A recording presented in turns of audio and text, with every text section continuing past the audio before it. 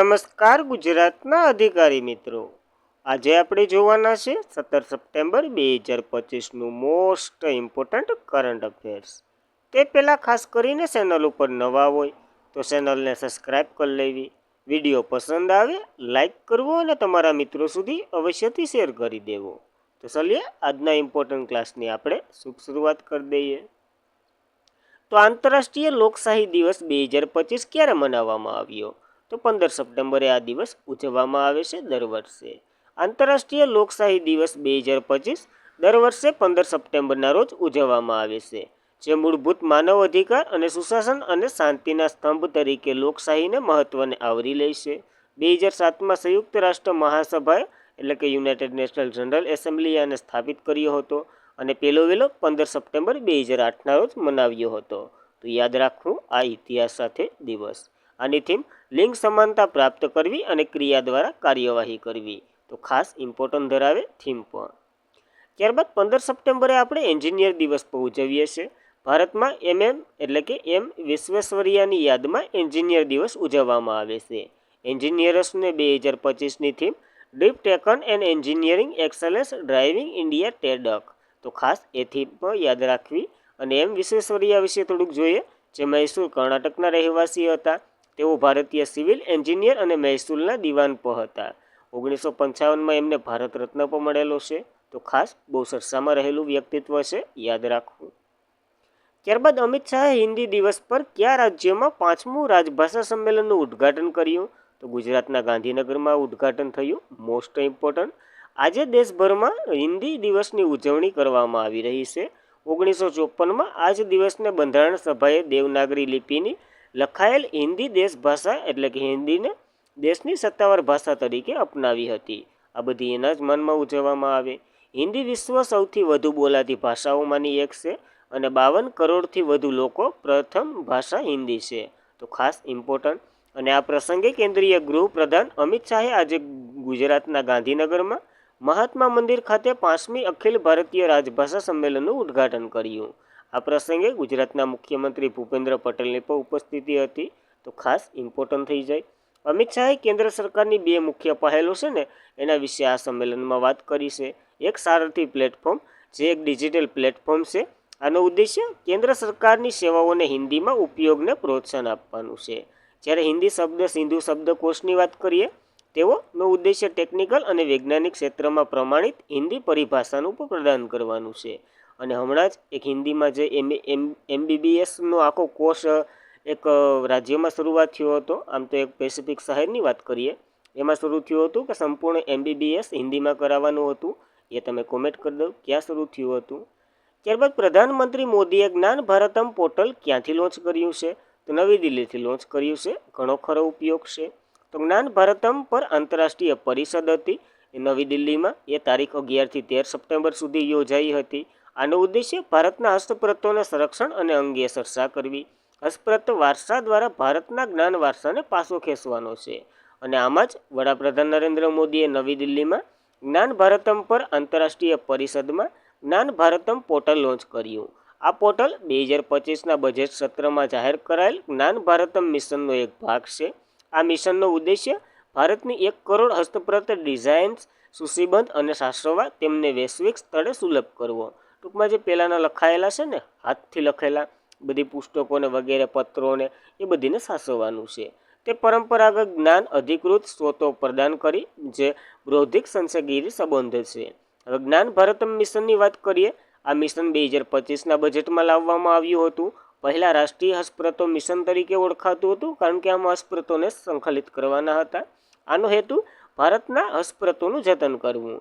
સાંસ્કૃતિક મંત્રાલય અંતર્ગત આવે છે અને આના માટે 60 કરોડનું બજેટ પણ ફાળવવામાં આવ્યું હતું. તો ઘણો ખરો ઉપયોગ છે, યાદ રાખવું. ત્યારબાદ કયા મહિલા ચેસ ગ્રાન્ડ માસ્ટરે સતત બીજી વખત મહિલા ગ્રાન્ડ સ્કીવ જીતી છે? તો આર વૈશાલી એટલે કે રમેશ બાબુ વૈશાલીએ જીતી છે. તો ગ્રાન્ડ માસ્ટર રમેશ બાબુ વૈશાલી સોમવારે 15 સપ્ટેમ્બરના રોજ ફિડે મહિલા જે ગ્રાન્ડ સ્કીવ ટાઇટલ સફળતાપૂર્વક બસાવી પ્રથમ ભારતીય બની છે અને ઇતિહાસ રચ્યો છે. અને બીજી વાર જીતનાર પ્રથમ ભારતીય છે, એટલા માટે IMP. તેણીએ અંતિમ રાઉન્ડમાં ભૂતપૂર્વ મહિલા જે વૈશ્વિક ચેમ્પિયનશિપ તાંજ જેન્ડ્રી ડોનને હરાવી હતી. તો એ એટલું ઇમ્પોર્ટન્ટ નથી, તો યાદ રાખવું. આ જીત સાથે વૈશાલી આગામી વર્ષના કેન્ડિડેટ ટુર્નામેન્ટમાં સ્થાન મેળવી ચૂક્યા છે. ભારત પાસે હવે મહિલા વિભાગમાં કોનેરુ હમ્પી અને દિવ્યા દેશમુખ સાથે આર વૈશાલી પણ સામેલ થઈ ગયા. તો ખાસ આ માહિતી યાદ રાખવી, કારણ કે બીજી સ્ક્રીવ જીતી છે. ત્યારબાદ કોના દ્વારા નિર્માણિત બીજું સ્વદેશી એન્ટી સબમરીન સિસરા પાણીનું યાન, એનું નામ એન્થ્રોન છે, જેને નૌકાદળને મળ્યું છે. તો GRSE એટલે કોલકાતા શિપયાર્ડ જે છે ને એન્જિનિયરિંગ એના દ્વારા બન્યું છે. તો ભારતીય નૌકાદળને કોલકાતા ગાર્ડ શિપ રિપબ્લિક્સ એન્ડ એન્જિનિયરિંગ્સ દ્વારા બનાવવામાં આવી રહેલ 8 એન્ટી સબમરીન વોરફેર સેલો વોર ક્રાફ્ટ માંથી બીજી ડિલિવરી થયું, એટલે કે બીજાની ડિલિવરી થઈ. આવા તો 8 મગાવવાના છે આપણે, એમાં બીજું આપી દીધું, જે સંરક્ષણ ઉત્પાદન આત્મનિર્ભર તરફ એક મહત્વપૂર્ણ પગલું છે. અને આ ભારતીય શિપ રજિસ્ટરના વર્ગીકરણના નિયમ અનુસાર બનાવવામાં આવેલું છે. આનું નિર્માણ કોલકાતા ખાતે થયું છે, જે જહાજો નૌકાદળ સબમરીન વિરુદ્ધ દરિયાકાંઠાની દેખરેખ અને ખાણ લેન ક્ષમતાને મજબૂત બનાવશે. તો ખાસ ઇમ્પોર્ટન્ટ ધરાવે, તમારે જોવું હોય તો જો આ ટાઈપનું કંઈક જહાજ આવે, આ બધી બેઠા ને એ ટાઈપના, એવા 8 મગાવવાના છે. એમાંથી આપણને 2 મળી ગયા છે. ત્યારબાદ ગુજરાત કેડરના આઈપીએસ અધિકારી મનોજ શશિધર બન્યા છે CBIના સ્પેશિયલ ડાયરેક્ટર. તો ગુજરાત કેડરના આઈપીએસ અધિકારી છે મનોજ શશિધર, જે સેન્ટ્રલ બ્યુરો ઓફ ઇન્વેસ્ટિગેશન એટલે કે CBIના સ્પેશિયલ ડિરેક્ટર તરીકે નિમણૂક થયા છે. તો ખાસ ખાલી વનલાઇનર સ્વરૂપે યાદ રાખી શકો, પ્રશ્ન આવી શકે. ત્યારબાદ 2025માં મહિલા બ્લાઇન્ડર T20 વર્લ્ડ કપનું યજમાન દેશ કયું છે, અથવા તો ક્યાં યોજાવાનો છે? તો ભારતમાં યોજાવાનો છે, યાદ રાખવું. તો ભારત 2025માં પ્રથમ બ્લાઇન્ડ ક્રિકેટ T20 વર્લ્ડ કપનું આયોજન કરી રહ્યું છે. પ્રથમ છે એટલા માટે ખાસ ઇમ્પોર્ટન્ટ, જે મુલ્તાનમાં વર્લ્ડ બ્લાઇન્ડ ક્રિકેટ કાઉન્સિલ AGMમાં નિર્ણય પુષ્ટિ કરવામાં આવ્યો કે ભારતમાં યોજાશે, જેમાં 11 દેશોનું પ્રતિનિધિત્વએ હાજરી આપશે. ગયા વર્ષે ભારત યજમાન અધિકારીઓ આપવામાં આવ્યું હતું, પરંતુ સુરક્ષાની ચિંતાના કારણે ભારત પાકિસ્તાનમાં યોજાતા પુરુષ T20 બ્લાઇન્ડ ક્રિકેટ વર્લ્ડ કપમાં ખસી ગયું. પછી આ ઇવેન્ટ મહત્વપૂર્ણ વધી ગયું અને આ ઇવેન્ટ ન યોજાઈ. એટલા માટે આ વખતે ભારત આનું યજમાન કરી રહ્યું છે અને પ્રથમ વખત યોજાઈ રહી છે. જો પુરુષની તો યોજાતી જ હોય, આ મહિલાની પ્રથમ વખત છે, તો એ પણ ખાસ ઇમ્પોર્ટન્ટ ધરાવે, યાદ રાખવું. ત્યારબાદ બેરાબી સેરાંગ પ્રોજેક્ટ અંતર્ગત કયા રાજ્યને પહેલી રેલવે લાઇનનું ઉદ્ઘાટન કર્યું? એ પણ મોદીજીએ. તો મિઝોરમની પહેલી રેલવે લાઇનનું ઉદ્ઘાટન થયું છે.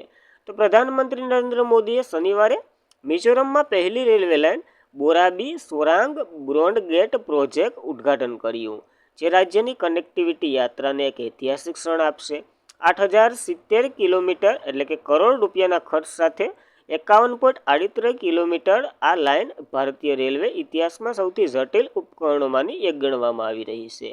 અને ખબર છે આપણે એ બધી રાજ્યો તો કેવા છે, પર્વતો વિસ્તારિયા, એટલે અહીંયા લાઇન બહુ ઓલી કહેવાય, નાખવી અઘરી, અને અઘરીમાંય જટિલમાંય આપણે સરળ કરી દીધી. રેલવે 172 વર્ષના ઇતિહાસમાં પહેલીવાર મિઝોરમનું આઇઝોલ ભારતીય રેલવે નેટવર્કથી સાથે સીધું કનેક્ટ થયું છે. તો 172 વર્ષનો ઇતિહાસ ધરાવે, યાદ રાખવું આપણને. આઇઝોલ હવે પૂર્વનું પહેલું ચોથું પાટનગર બન્યું, જે સીધું રેલવે નેટવર્ક સાથે જોડાઈ રહ્યું છે. અને આ પહેલાં ફક્ત આસામ, ત્રિપુરા અને અરુણાચલ પ્રદેશની રાજધાનીથી જ આપણે રેલવે કનેક્ટિવ હતા. હવે કયું થઈ ગયું? તો આઇઝોલ, જે મિઝોરમનું પણ થઈ ગયું. તો આ 4 કેપિટલ સાથે આપણે જોડાણા, હસના 2 બાકી છે, એને પણ જોડી દેશું. વિશ્વ તીરંદાજી ચેમ્પિયનશિપ 2025માં ભારતે કેટલા મેડલ જીત્યા છે? તો માત્ર 2 જ મેડલ જીત્યા, તો સારું કહેવાય. તો સ્થાન દક્ષિણ કોરિયાના ગ્વાન્ઝુ, દક્ષિણ કોરિયામાં યોજાયું હતું આ વિશ્વ તીરંદાજી ચેમ્પિયનશિપ 5 થી 12 સપ્ટેમ્બર 2025 દરમિયાન. આમાં 70 દેશોના 501 ખેલાડીઓએ ભાગ લીધો હતો. એકમાત્ર ગોલ્ડ આવ્યો છે મેન્સ કમ્પાઉન્ડન ટીમમાં. ઋષભ યાદવ, અમન સૈની અને પ્રથમેશ વગેરેની ટીમ હતી, એ ગોલ્ડ લઈને આવ્યા. તો એ પણ ઇમ્પોર્ટન્ટ ધરાવે. વિશ્વ તીરંદાજી ફેડરેશનની વાત કરીએ, 4 સપ્ટેમ્બર 1931માં એની રચના થઈ હતી. મુખ્ય મથક લોસન, સ્વિટ્ઝરલેન્ડમાં, અને પ્રમુખ ઉર્ગુ એરેન્ડેન્સ છે, જે તુર્કીના છે. તો એ પણ યાદ રાખવું. અને આ દેશનું પ્રથમ તીરંદાજી લીગનું આયોજન આપણે કરવાના છે, દિલ્હીમાં ઓક્ટોબર 2025માં યોજાવાનું છે. તો એ ખાસ મહત્વનું. આ મેડલ ટેબલને બધી આપી જ દીધું છે અહીંયા. ભારત ચોથા ક્રમે રહ્યું છે મેડલ ટેબલમાં, 2 મેડલ સાથે, એક ગોલ્ડ છે અને એક સિલ્વર છે. તો યાદ રાખવું. ત્યારબાદ ક્યાં યોજાનાર વર્લ્ડ બોક્સિંગ ચેમ્પિયનશિપમાં જેસ્મિન લેમ્બુરિયાએ 57 કિલો કેટેગરીમાં ગોલ્ડ મેડલ જીત્યો છે. તો આપણને ખબર જ છે આનું આયોજન ઇંગ્લેન્ડ પ્રથમ વખત કરી રહ્યું છે. તો બોક્સિંગમાં ભારતીય જેસ્મિન લેમ્બુરુએ જે United કિંગડમના Liverpool 2025ની world ચેમ્પિયનશિપમાં gold medal જીતી ઇતિહાસમાં પોતાનું નામ નોંધાવ્યું છે. કોમનવેલ્થ ગેમ્સ મેડલ વિજેતા ભારત સ્પર્ધા મહિલા 57 કિલો વર્ગની ફાઇનલમાં પોલેન્ડની જુનિયા સ્ટેમનને 1-4થી હરાવી. એ નથી યાદ રહી તો ચાલશે. ભારતીય મહિલા બોક્સિંગ ચેમ્પિયનશિપ આમાં ચમકી ઉઠ્યું. 4 મેડલ લઈ આવ્યું. 2 ગોલ્ડ છે, 1 સિલ્વર છે અને 1 બ્રોન્ઝ છે. તો ખાસ એ પણ ઇમ્પોર્ટન્ટ ધરાવે, યાદ રાખવું. 4 મેડલ સાથે ભારતીય ચમકી ઉઠ્યું છે. ત્યારબાદ મેઘાલયના પૂર્વ મુખ્યમંત્રી ડીડી લમ્પાણનું નિધન થયું છે. મેઘાલયના ભૂતપૂર્વ મુખ્યમંત્રી ડોનાવા ડેન્થવેન્સ લમ્પાંગનું શુક્રવારે અવસાન થયું. શિલોંગના હોસ્પિટલમાં હતા. 93 વર્ષની વયે અવસાન થયું. જે મેઘાલય નેશનલ પીપલ્સ પાર્ટીના હતા અને મેઘાલયના 5મા મુખ્યમંત્રી તરીકે 4 વખત મુખ્યમંત્રી રહી ચૂક્યા. પહેલાં 1992માં, પછી તો 2007 સુધી એને પદ સંભાળ્યું હતું. વચમાં નહોતું સંભાળ્યું ને એવું બધું હતું. તો કાર્યકાળ નહીં યાદ રહી તો ચાલશે. ત્યારબાદ આજના માટે એટલું જ હતું. ખાસ કરીને મિત્રો, વિડીયો પસંદ આવે લાઇક કરવો, તમારા મિત્રોને શેર કરવો. ચેનલ પર નવા હોય તો અવશ્યથી સબસ્ક્રાઈબ કરી લેવી. આવી જ ઇમ્પોર્ટન્ટ માહિતી સાથે આપણે મળતા રહીએ. ટેલિગ્રામમાં જોઈન્ટ થઈ જવું સ્ટડી મટીરિયલ, ક્વિઝ વગેરે માટે. તો આજના માટે એટલું જ હતું. જય હિન્દ, જય ભારત, ધન્યવાદ.